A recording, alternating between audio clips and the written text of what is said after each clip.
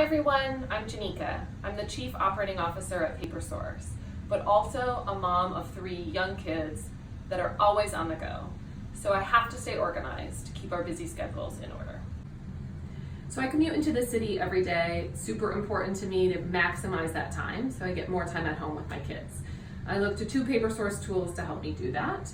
One is the string-bound academic planner. Starts August 1st and helps me keep our schedules organized, especially as we head into back to school. And then also I do my meal planning on the train. So the Weekly Eats is a great toss in your bag tool. Lets you plan your meals for the week and what you need to pick up at the grocery store.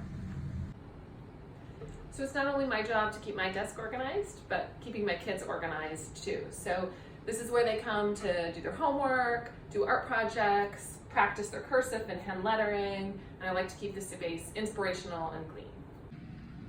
So one of my favorite hacks is to reuse art from PaperSource calendars and use it as wall art. So most of the art in my daughter's gallery wall is from a PaperSource calendar.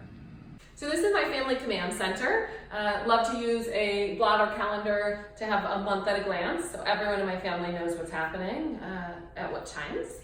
Also, each kid has a magnetic strip to hang artwork and other milestones that they're proud of. And then this pocket here we use to keep reminders of things that are on our to-do list. So despite my 8-year-old being super organized, a list maker, thank you cards is something he always struggles with. So we've got these in here as a reminder in August that he had a birthday in May, and these are due.